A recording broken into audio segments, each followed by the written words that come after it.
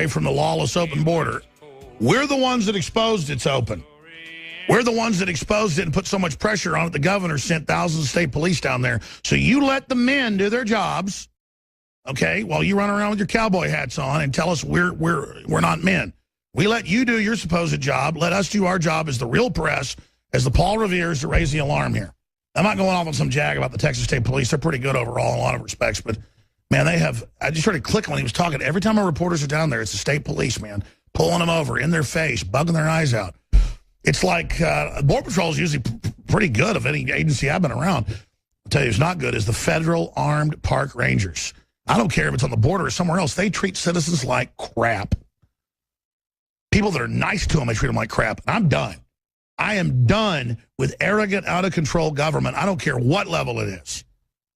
And especially when people get in the way of us trying to expose what's happening.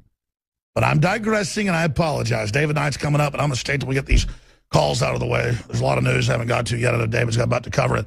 Corey in Ohio, you're on the air. Go ahead. Yeah, as it pertains to James Comey, I want to know if you thought maybe he was coerced by payment, or maybe he was shown video of what might have happened to Vince Foster to change his decision. I think the guy that predicted all this accurately is right. I think that it came out that it was Israel was involved in the. And it's been in the news that Israel was involved, even mainstream news, in the servers. So they didn't want to start a whole investigation of Israel. And this is an espionage investigation. And it's so embarrassing and got so much bigger that he basically admitted she was a horrible person. I was kind of mad at him yesterday. I was really mad, but now I kind of see what happened. Something big went on behind the scenes. So he came out and said, she's horrible, she's guilty, but no prosecutor will go after her, telling everybody that basically threats were issued to prosecutors. I mean, I think he pretty much spelled it out. And I think Wayne Madsen, but especially our earlier guest, broke it down. That was Larry Nichols. Yeah, I couldn't tell the difference on his face between guilt or maybe it was fear. I didn't know. I couldn't tell. Nichols said he was angry, and all I know is that is what Comey usually looks like. So he did look freaked out. I'll just say this: he was animated. He was his heart was racing, and it was all supposedly pretty much unscripted and wasn't going to be announced, and it was just sudden.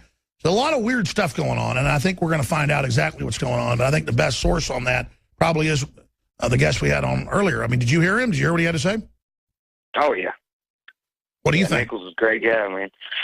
I think it's just coercion. I think he was told if he didn't step down, change his decision, then he was going to face the fate of many others have faced. Yeah, I got from that he was going to indict her. It was like a speech he had ready for an indictment or a call for indictment, and then just they add at the end, but now we can't do that. And now that makes sense that Nichols said that. That's why it was so two-sided. It's like 90% of it's let's indict her, and then, oh, but we can't do that. Almost a cry for help. I tell you, all I know is Hillary Clinton is bad news. Thank you, Corey. We're going to come back and talk to Bob and a few others, and then we're going to Margaret, who's been holding. I guess they went to her and went back. Margaret's been holding the longest. I'm going to Margaret when we come back, then I'm going to go to Bob, Mike, and Joe, and then we're going to hand the mic over to David Knight. But it is mind-boggling that they can persecute all these members of the press and whistleblowers that exposed corruption and bad stuff and were sent to jail or lost their jobs or both, or got prosecuted, in some cases found not guilty, for exposing corruption. And then now Hillary has a server that she knew foreign governments were on, and she gets away with it. It really makes me wonder, what are they going to get away with in the future? Because this is the situation where they get away with more and more over the years, just gets worse and worse and worse. Then I ask, where are we going next? They're already starting war with Russia. They're already funding Al-Qaeda and ISIS. They're already giving weapons to our enemies. Our borders are wide open. They're bankrupting the nation. They're raping the American people with Obamacare. They're just out to get us. That's not rhetoric. I mean, they are out to get us. Coming up, David Knight's about to take over in about 5 minutes. Self-crashing cars strike again. The perfect assassination tool. With all the nice little automated robots going into effect everywhere that are going to run our lives. California's new vaccine mandate goes into effect. Forced inoculations are here. Hope you enjoy it. Autonomous killer robots. A quick look at Trump's Veep prospect. And they're going to look at a lot more. David Knight coming up. I want to go through some more of the calls that have been patiently holding. But first off, an article out of the London Telegraph. We break it down on Infowars.com. The Wolves of Silicon Valley, how the megalomaniacs and hoodies became tech's answer to Wall Street. And then it just gets into how they're building armored redoubts. Silicon Valley elites buying up huge amounts of land for secret compounds. Nouveau riche preparing to seclude themselves from the general public. And it just ties into all the different preparations for collapse that are taking place as they prepare to create a breakaway civilization from we the people. Just want to add that global financial meltdown, I have articles right here on it, has gone from a possibility to a probability to a virtual or near certainty. But I've explained this many times. If you're a TV viewer, I'm going to draw this out again. I'll describe it from radio listeners.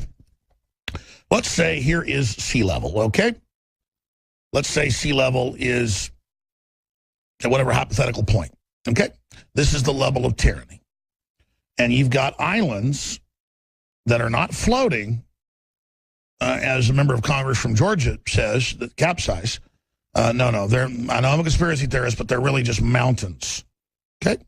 They're really just mountains. And so what happens is as the water rises, most of the third world is already under collapse. They're already in food riots. They're already in cannibalism, just insane stuff going on. The globalists admit they're orchestrating a lot of this to bring in total control and consolidation. They call it the IMF riot in 2002 documents that got leaked. And so we don't think we're really aware of this. But if you're really poor, you start to feel it more if you're here in the West. Or as things get worse, you're blue collar, but things aren't as good as they used to be. Things are rough and tough. Middle class, things start getting a little bit worse. Upper middle class, oh my gosh, you're underwater. And as it goes up, if you're up here on the top of the mountain, say like George Soros and the globalists and Hillary and people in your own segregated bubbles, you don't think you're in a depression because you're up here on top of the mountain. But depending on how high the political waters rise, you're in a depression. So we're in a depression worldwide. It's just not equally distributed, as I've always said. Just like certain cities are doing better than other cities. Most cities in the U.S. are in trouble. Many areas of Mexico have collapsed, but there's some areas that are controlled that are doing great. There's some areas of Mexico have lower crime rate than Austin, Texas. But on average, they got the highest crime rate in the world. For a country, not as a city. Chicago has that. So that's what's happening. But there are events taking place where the water is only going up, and where the establishment doesn't understand is historically they can always think they can go to higher ground politically. A lot of times actually on top physical hills, like in Brazil. But at a certain point, the water will go over you. That's why Peter Thiel and others are looking at floating cities to get away from the population. So this is where the metaphor becomes reality. Floating cities, as the actual landmass goes under the zombie apocalypse of collapsing, society run by trendies, and almost no one's self-sufficient, and a bunch of spoiled brats. It's almost like a collapse needs to happen to, get order brought back into perspective of being self-sufficient. The problem is the globalists are doing everything they can to make things self-sufficient here on their little ship. So they're the ones helping push this to a great extent. Because I guess it's easy just to make things worse. You consolidate control instead of trying to, fix things. But the truth is you're never going to get away on a ship or anything else. The water is going up.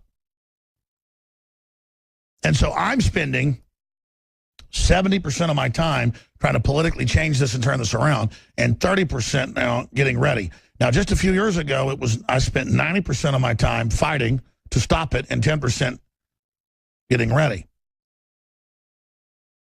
And there's kind of a doomsday clock in my own brain. I'm going to be quite honest. I'm pushing as hard as I can politically right now. I'm all in money-wise. But more and more, I'm starting to shift to where I might go 40 preparation, 60 fight back, then I might go 50. And at a certain point, there's no point anymore. You just go 100%, get ready. It's called a lost cause. And the establishment's already thrown the towel in. That they've done most of this, but they understand how dangerous it is, and now kind of figure out, we're not going to ride this tiger to greater power. We better just take all our stolen loot you rationalize yourselves you're going to have a global collapse that you control to get power. The truth is you now know it's going to be a hellhole. By the way, you're not going to get out of it. If any of you want to come out in the establishment and start fighting this and trying to fix things, then you might get a reprieve. But don't think you're going to get out of starting all these wars and have global collapses and all the rest of this stuff. You need to stop it now. Instead of all running to your escape pods, you should be trying to fix things now like we're doing instead of just trying to have a getaway plan. Because the getaway plans I've got are out of total desperation. They're not because I think those are a good move. Those are emergency backup plans. But I talked to establishment people off record. I talked to billionaires on record years ago, off record too. And they just don't think it's fixable because the public is so servile, so dumb, so evil, so lazy, on average. There's a lot of hardworking people who hold the system up. But, man, when things go belly up with the general public, with 100 million people on some form of EBT card, good God, it is going to be zombie apocalypse. And now we've gone from this being a possibility in many countries to it being a current reality. So we are running 20 to 40% off, and it's a win-win. Absolutely, I'm trying to scare people to sell products, to fund our operation, try to stop this. See how that works? I think this is a real probability. We're trying to stop it, and we're saying, get ready, 30%, 70% fight back. That's my view. Maybe you disagree. A lot of you got ready before we did. People can see this coming afar off. I've been an optimist thinking we could turn this around. But InfoWarsLife.com, you get the nutraceuticals, 20% off X2. It's getting ready to sell out. Non-GMO heirloom seeds, 20% off are the lowest prices, widest selection. 20 to 40% off the storable food that's the highest quality, best deal out there. It really is the best deal out there. It's My Patriot. They're already the best group out there. It's why I'm as a sponsor, and I can private label it and go 20 to 40% lower. We have their full spectrum of food as well. We have the exact same stuff, just different labels.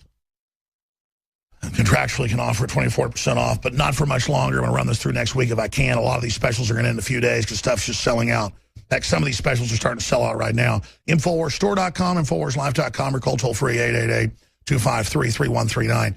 And the globalists want us dependent.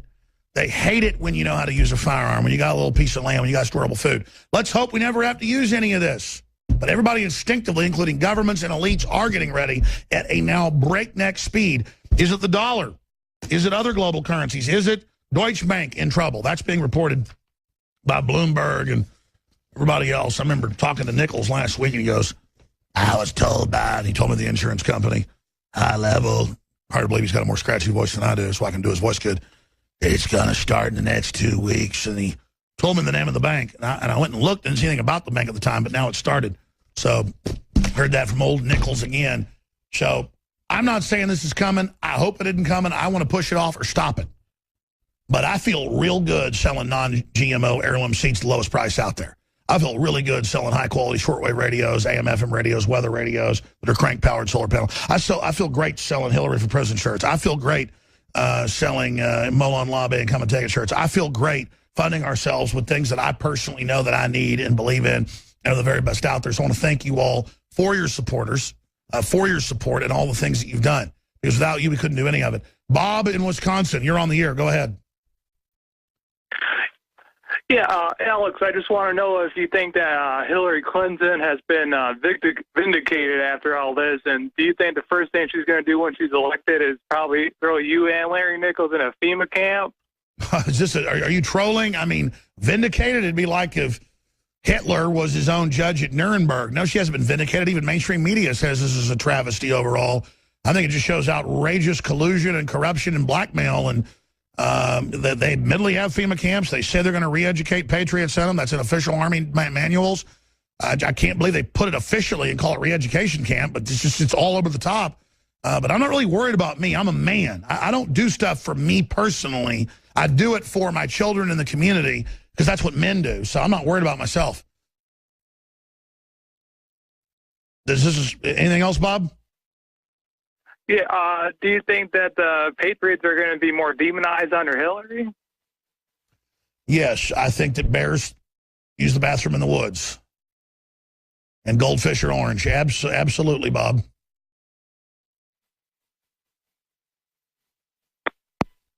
And there goes Bob. I think that's like some fantasy. He thinks, oh my gosh, you mean if tyranny comes in, they might